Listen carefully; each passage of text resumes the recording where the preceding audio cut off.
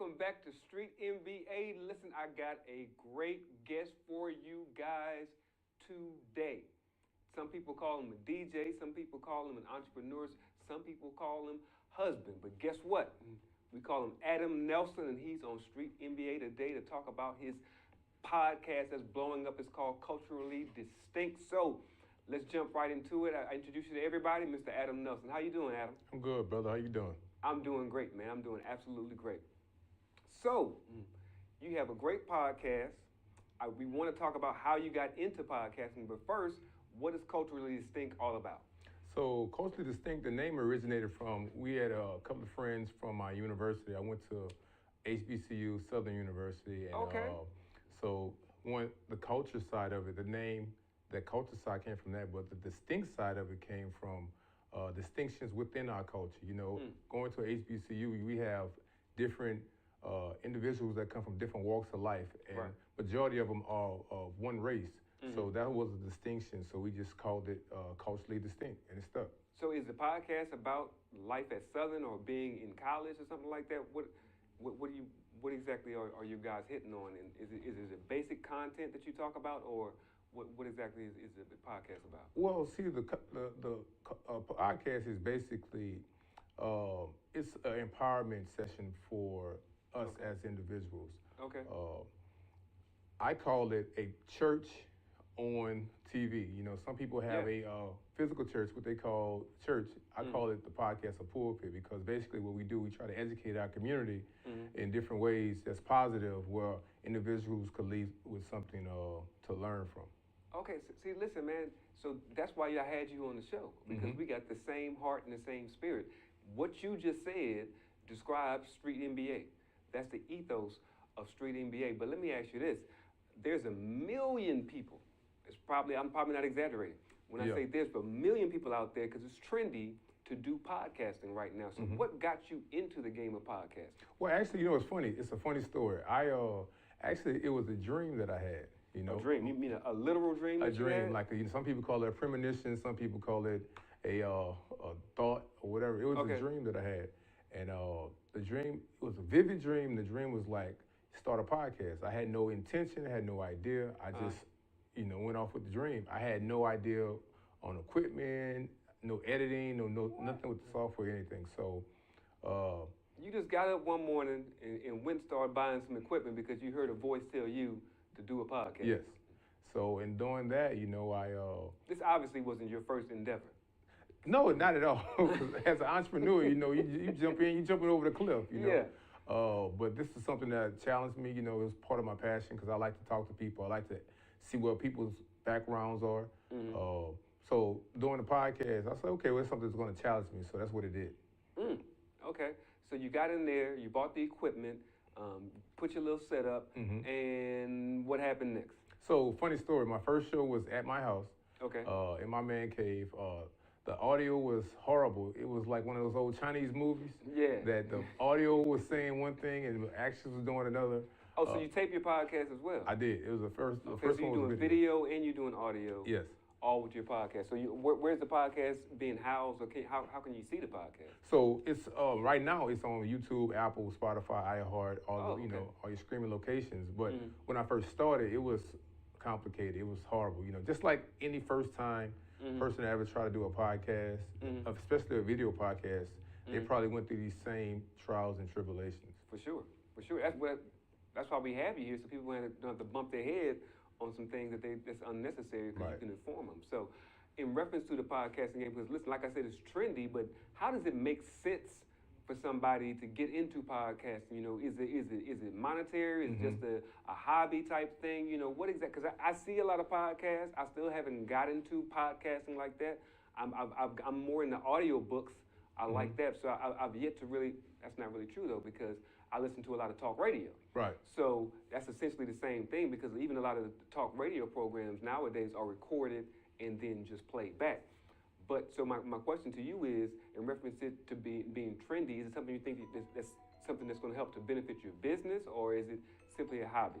Well, the thing is, like, to answer your first question, I think it's more of it's helping individuals out, right? So individuals want to start a podcast because I think that starting a podcast, you first got to have passion in doing it. You know, if you don't have passion in doing so, it's not going to work. You know, if you're doing it directly for money, it's not going to work, because if the money is not coming right now, you're going to be discouraged and you're going to lose hope and lose focus. So first you got to have the passion. So if the passion is there, that's one. Two. So you said, so in reference to doing a podcast, the first thing you need to do is have passion. Yes. I'm just going to interrupt you real quick and just give you a little idea how the show goes. Okay. When we grab on a real good point, we're going to make sure we draw it out, because the objective is for people to really get the knowledge that we're sharing here. So again, you say the first thing is you got to have passion. So you can't just be doing this because your cousin doing it and you're in competition with him. That's not a real passion. Correct. As far as podcasting. So please continue. Yeah, so I use that analogy all the time. So it's like sports, right? Okay. You see somebody playing sports and you see somebody that is very talented, and you say, well, I could do that. And you go out there and you realize that it's not as easy as it looks. Listen, you know what you made me think about? I don't know if you remember that old show, Pros versus Joes. Do you remember that show? Yes. So all those guys, now some of them guys was, had played semi-pro and some of that stuff, so they was playing retired guys, so he gave them a little competition. But for the most part, on that show, well, let me backtrack a little bit. So Pros versus Joes was a show where a regular guy like you and I, who may have had pro aspirations, and now he wants to play, he gets an opportunity to go against Mike Tyson. Right. He gets to go against Bo Jackson and Shaquille O'Neal and some of those guys that actually were willing to go on the show in their retirement. And so they would actually compete in the game that these guys were famous, many times were Hall of Famers for, that they would actually compete with these guys, and many times those guys got totally embarrassed, that's what made the show very interesting. But please continue on your point. Yeah, so once you figure out, okay, well, I could do this, and once you figure out that that's your passion, basically when I say passion, it's something that you'll do without anybody watching or anybody telling you to wake you up in the morning. It's just something natural that you do. Yeah. So you have that. That's one. Two, you got to have good commentary, Okay. A lot of individuals, we, especially in our community, some of us have a problem with, speaking. Okay, Speaking is like a phobia in a lot of communities, especially when the camera is on, and especially when someone gives a valid point and you don't know how to respond to it. So it becomes kind of shaky. So you got to learn how to be kind of media trained. That's the second thing. Third, you got to have great content. If you don't have good content, nobody's going to watch it. I could talk about the birds and the bees, right? But if nobody's watching it, what's the purpose of it?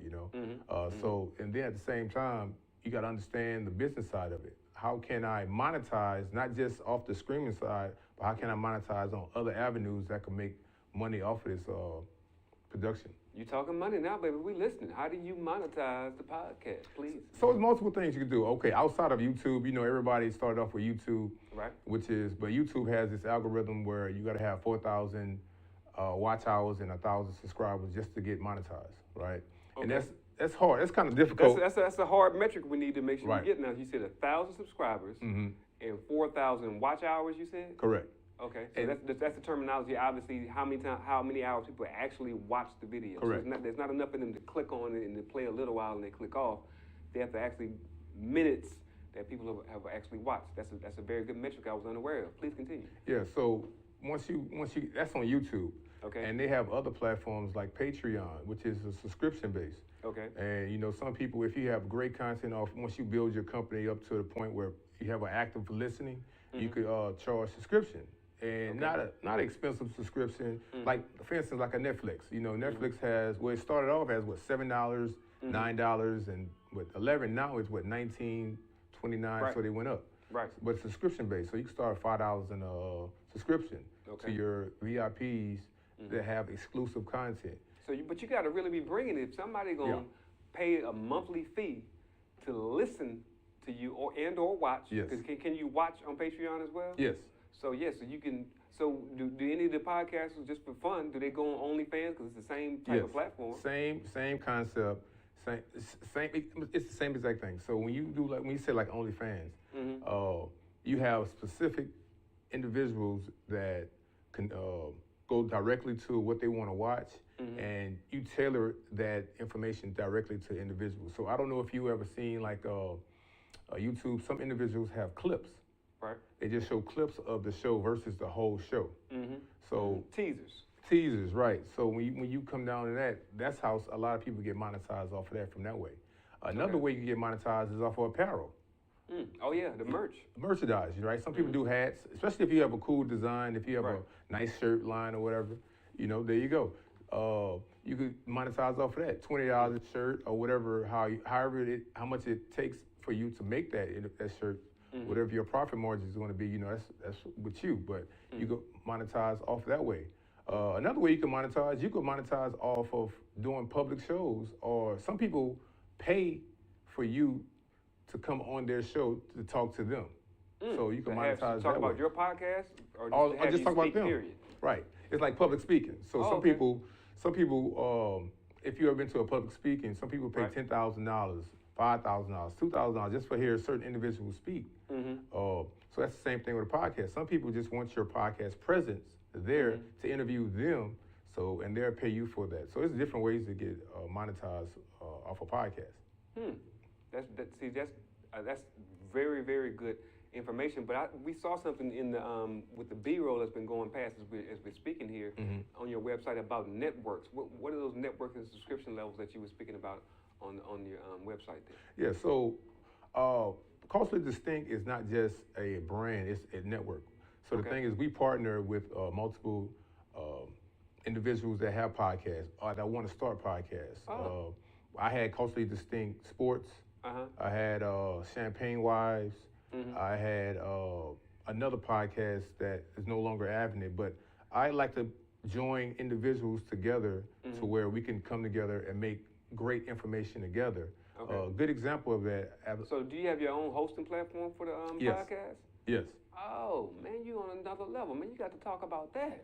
Yeah, so, and all this stuff, it was like I said, this all came in a dream. So as I go on every day, and I'm not saying that I know every single aspect about the podcasting part of it, but I understand the business side of it. Okay. Right. But just real quick, though, how do you understand the business side of it? Because we haven't spoken at all about any of your previous endeavors and what you bring into the podcasting realm. So what experience do you bring into this?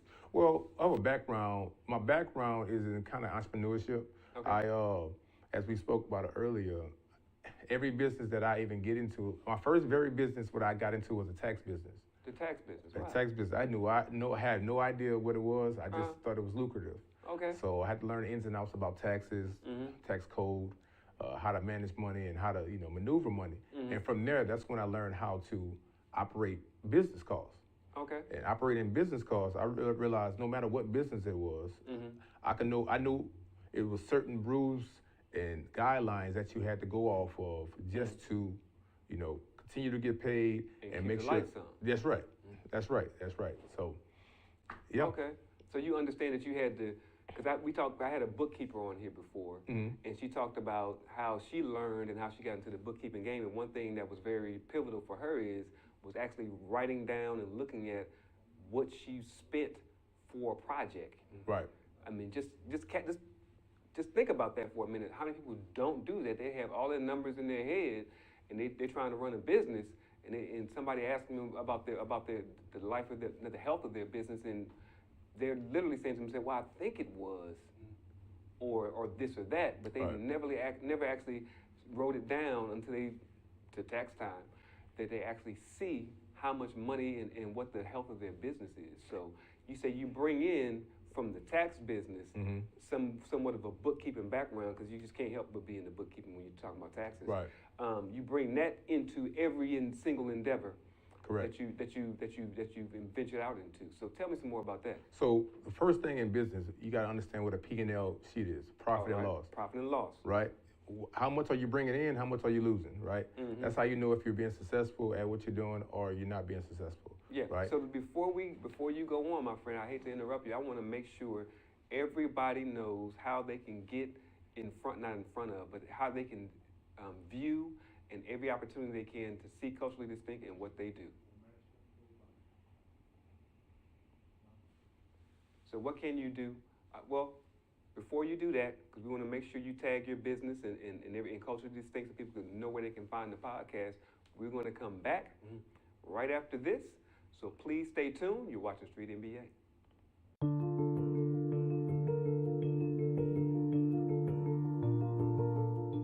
I was recently asked what it means to be a family lawyer. What is family law? Family law is not just about divorce or custody or child support. Family law is about your life. As a family lawyer, I protect your children, your wealth, your future. I don't do this alone. As your attorney, we work as a team to determine your goals and priorities and provide a strategy in an often complex, painful, and confusing time. Whether it's asset protection through pre- or post-marital agreements or fighting to protect your children, I'm here to help. My team and I bring decades of combined experience to support you and your family in all aspects of family and wealth planning, from estate and legacy planning to divorce and child custody issues to representation in complex litigation cases. Take a decisive step. We're here when you're ready. Remember, it's about your life.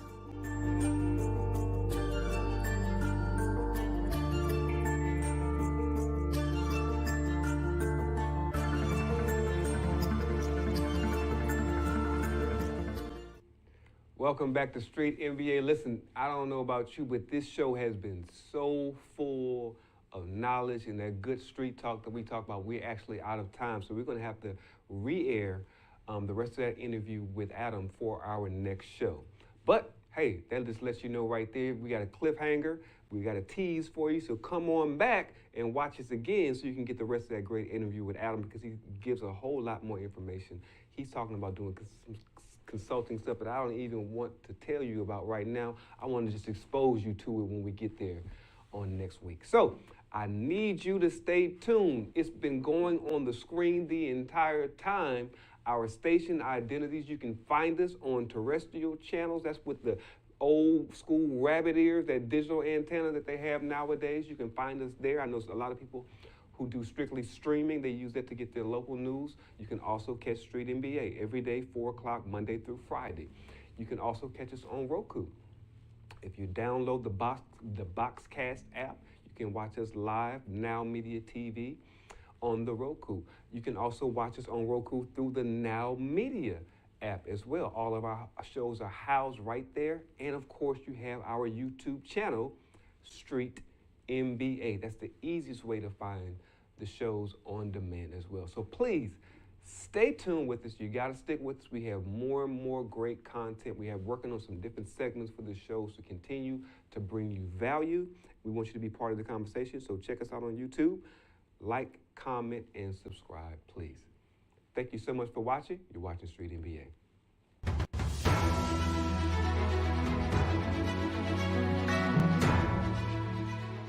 This has been a NowMedia television feature presentation. All rights reserved.